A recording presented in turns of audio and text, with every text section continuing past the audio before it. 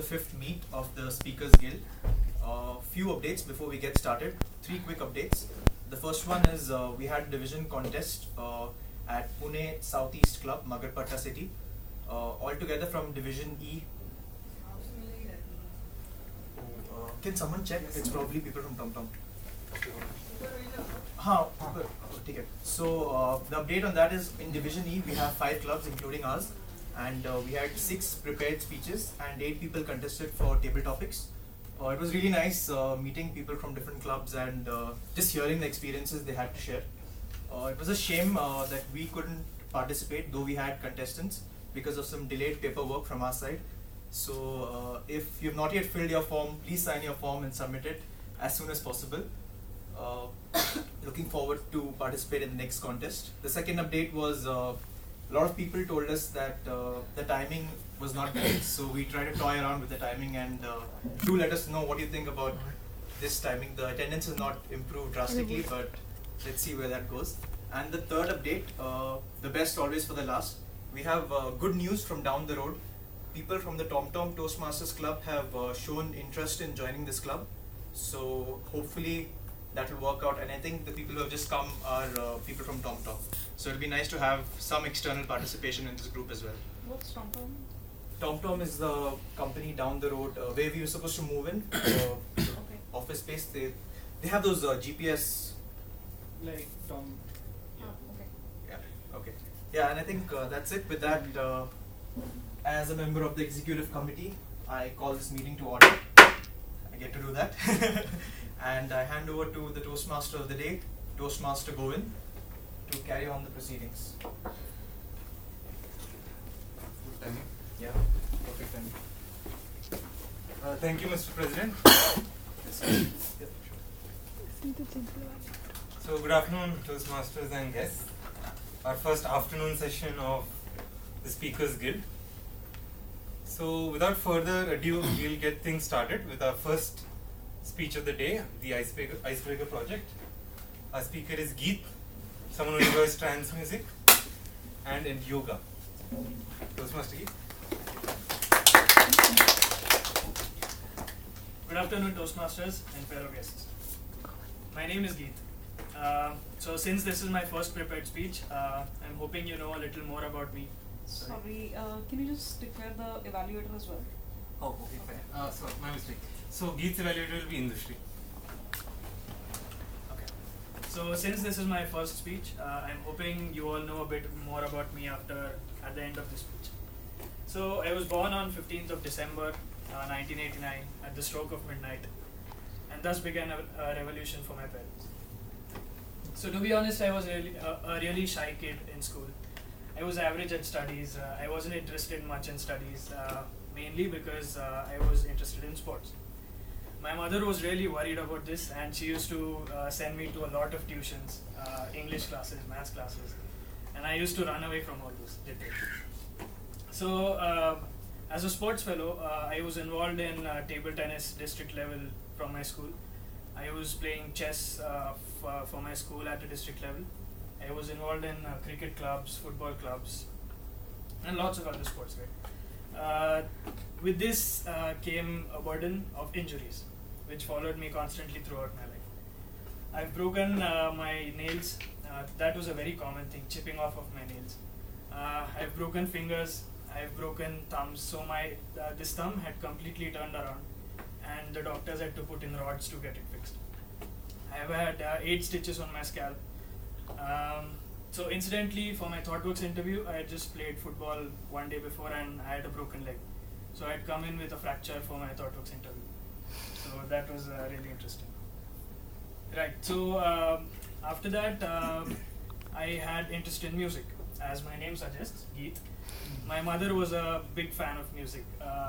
So she was actually, she named me after a billiards player, which is Geet Sethi. And thus came my name. But she's a big fan of music. So she enrolled me to this tabla class before. So I gave 2 exams and I was really bored of it, so I quit. Then she enrolled me to this harmonium class. I went for some days and then I ran away from the class. It was very boring. And then now I've started playing guitar, which I've recently started for a couple of months, and I'm going with that. Right. So the interesting things in my life. One of my biggest and proudest achievement is when I was in college for my graduation. I was part of a committee, a head committee, which was involved in the organization of a national level event called Versatile.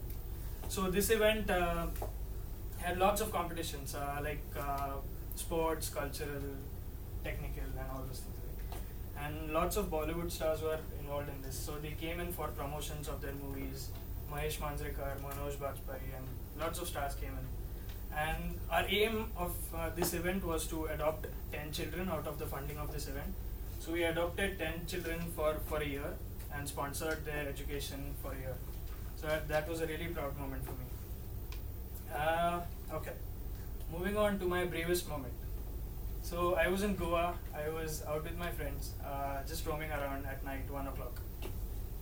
And we saw this local Goan person following a girl who was a foreigner. And he started touching her inappropriately, right? And so naturally we were a bit worried what might happen. And we just took our bike and stood in front of him. And she got a chance and she ran away. And he got really pissed because of that. Because we stopped him from the apparent whatever thing he was going to do. And he came and he punched me in the face. So I had a black eye after that.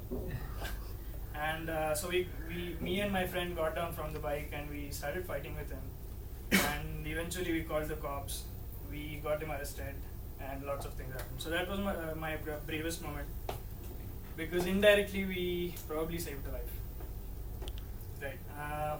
Moving on to my phobias. I have a real phobia of heights. I'm really scared of heights, and to get over this, I want to go bungee jumping and I want to go skydiving just to get over this phobia. And yes, I think at the end of this, I'm hoping you know a little bit more about me than what you knew before. And with this, I would like to end my speech. Thank you. Thank you, Keith. So, those head injuries explain a lot more things now. Right. So, our next speaker is one who needs no introduction. In fact, he does most of the introducing around here at Toastmasters.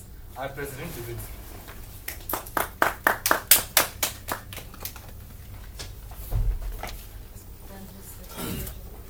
Manjari. Just to clarify, I don't know that Goan guy, whoever this guy bashed up. Just being clear about that. He looked like you. He looked like me, okay. Great. So it was 4 a.m. at King Fahad Specialist Hospital, Al Qasim Buraida, Kingdom of Saudi Arabia, where I, Dubinsky Suarez, first saw the light of day. Now, in case you were wondering, Dubinsky is a Polish last name. My dad happened to be reading this medical journal and he just fell in love with the name. The Pope then was John Paul II, who also happened to be from Poland, so my parents thought it was a sign from above. My middle name is a Korean last name, which is D, and my last name, well, is a common Portuguese surname, Suarez. So my name is actually 3 last names put together. Now I spent 10 good years in Saudi and I had an awesome childhood while I was there. Memories of Saudi for me are a close-knit community, lot of parties, lot of house gatherings, really, really good friends, and how can I forget barbecue parties on sand dunes. I just loved them. Now as a kid, I was always intrigued and fascinated by movies, especially science fiction. I remember I used to watch movies and I used to wonder where these magical places are and how do I get there. I was so intrigued that I think I was extremely gullible as well. My elder brother Aaron used to tell us these stories. He used to say that at 2 a.m. every night he used to sneak out of his house, meet up with the kids around the block, and they used to have these big remote control cars that could shoot bullets and bombs, and they would have these battles with bad kids from other neighborhoods. And I can't begin to tell you how many times I've stayed awake till 2 or 3 a.m. just for the chance to see him sneak out of his bed and go on one of these magical missions. It never happened. So when I was 10, I finally moved to Goa. Goa for me, well, while I was in Saudi, was always this place where we would spend 30 days and every day we would have an event, we would have a family function, some marriage, we would chill out at the beach. Thankfully, when we settled in Goa, things didn't change too much for us. When I think of Goa, for me, it's about the food. I think most of you all will agree. No? Okay. The climate, well, not really, but when you come from a place, you have to understand, when you come from a place like Saudi Arabia, the climate anywhere else will just seem so much better. And most importantly, family. So I have a fairly big family. My dad has 8 siblings. His dad got married twice. My mom has 2 siblings.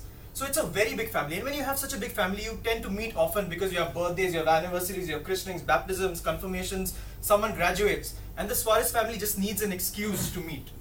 So a typical gathering, what we have is my dad on his guitar, people gathered just singing common folk songs and just having a really good time. And I think that's what I miss most about Goa. Now I think all my experiences and having such a big family has brought me to this stage where I think I don't necessarily want to be around people, but I think I need to be around people at most of the times. All of us have these events in our life which probably define us or challenge us to act in a certain way, and it defines our character. For me, one of the major events was in 12th standard, where I used to go for these coaching classes and the professor comes up with a big list of 30 people and he says, these are the top 30 students who have performed consistently over the last year, and for them I'll have this special batch where I'll train them to get in the top colleges in the country. As for the rest of you, you guys study for your state exams and the board exams. So I was in that group. So I was nowhere close to being in this top 30 elite people, the cream of the cream. However, just the fact that someone told me I was not good enough for it made me angry. I was infuriated. I was embarrassed.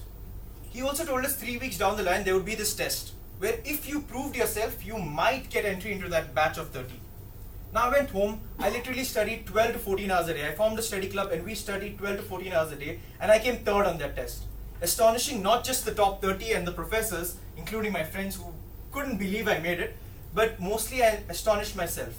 And that was the first time I genuinely believed that if you really want something and if you really work hard towards it, you probably will end up achieving it.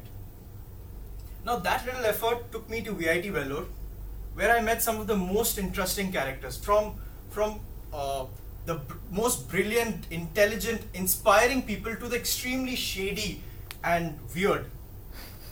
So most of the time in college, while I was not sleeping, which was a lot, I would spend a lot of time volunteering things, participating in events, eventually coordinating and organizing events. All a part of my need, I believe, to be around people.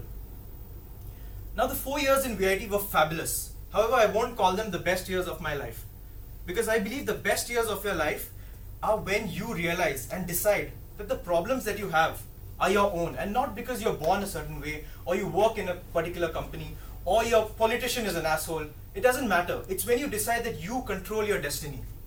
And I've seen over the past year, even after college, the experiences that I've had have just gotten so much better and richer. Maybe in the form of traveling to lands I've not been before, or bungee jumping, something that Geet would like to do, which is, by the way, really, really awesome. Or maybe even recently learning how to ski. And all these experiences that I've had have just renewed my belief in the incredible places that life can take you. Thank you. Thank you, Dubinsky. That was certainly revealing.